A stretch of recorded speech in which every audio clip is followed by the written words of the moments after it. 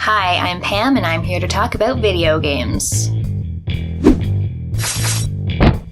So 2020 sure was a year. It probably wasn't anyone's favorite year unless you happen to be a billionaire. And later this year I will be talking about some of the best games that came out in 2020. But first, I just wanted to make a quick video on some of the most disappointing games. Now, none of these games are bad. This isn't a worst games of the year list. It's just games that I expected more or different from. Doom Eternal. Doom 2016 is one of my favorite games of all time, so I had very high hopes for Eternal. However, it made a bit of a bad first impression. The game gives you no real chance to get used to abilities and weapons in-game, as you get almost all of them from the very start. Likewise, there are a ton of demon types from the very beginning, each of which comes with a very annoying tutorial pop-up the first time you see them. There are too many cutscenes, and really, who plays this game for the story?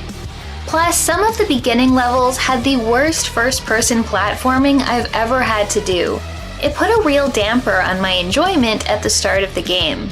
The new enemy type of Marauders slowed things down to a crawl when they're first introduced, and I hated seeing them appear in packs of other demons.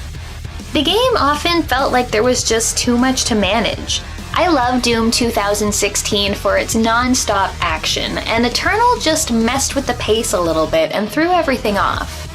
It's not a bad game, the weapons all still feel good, the levels are great, and the environments are a huge improvement over the first game.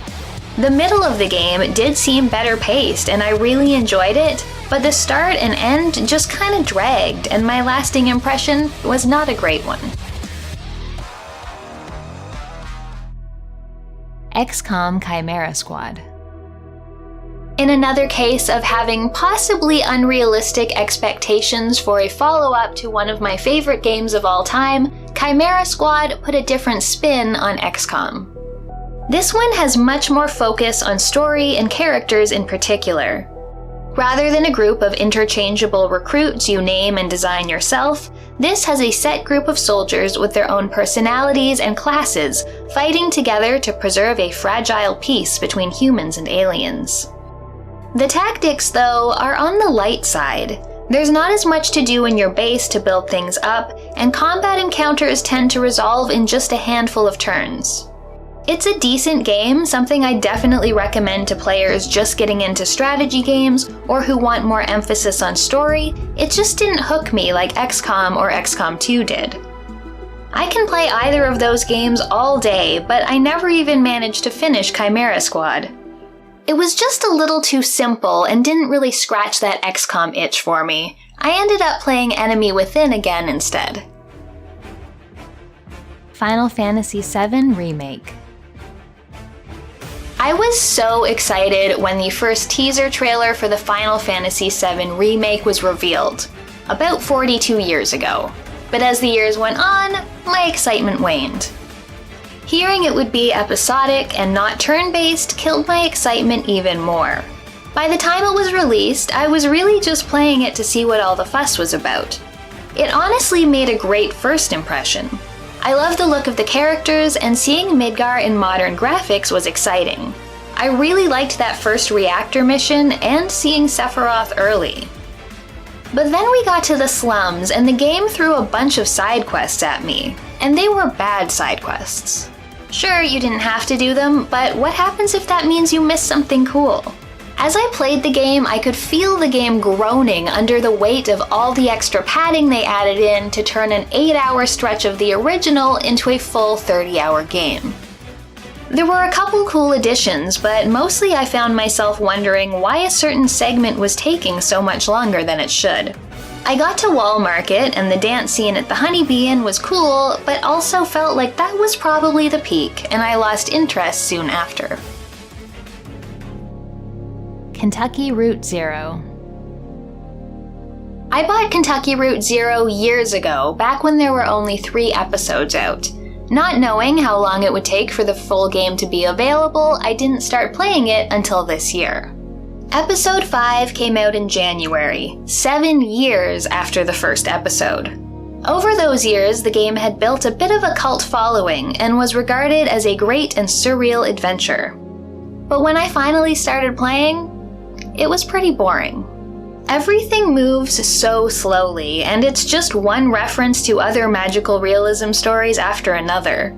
There were a few scenes that worked for me, especially in a visual way, but it seemed like something that would be a better book than a game. Having to control the avatars of the characters didn't add anything for me. It just made things take longer. Between each chapter, there was also a little intermission, and while these might have been interesting to tide people over waiting between chapters, they just seemed like a distraction from the main story. I ended up quitting the game somewhere in chapter 3, I think, so there was really no reason for me to have waited to start the game until it was complete.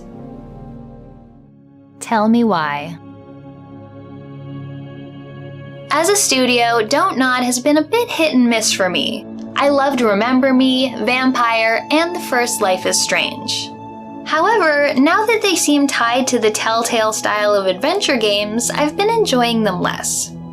Tell Me Why follows a very similar format to the 2 seasons of Life is Strange and Captain Spirit. You play twins who are going through some tough times, who have a supernatural-seeming ability to re-experience old memories and decide what the true versions are.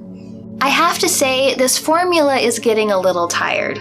But the biggest problem with Tell Me Why was that there are no stakes. Almost all the turmoil the characters are experiencing happened in the past. In the present, they're just going through old things in their childhood home and having to spend way too much time finding things in storage rooms.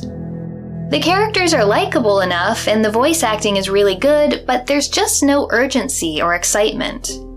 In a game that's all about decisions, I never felt like the ones I was making were all that important.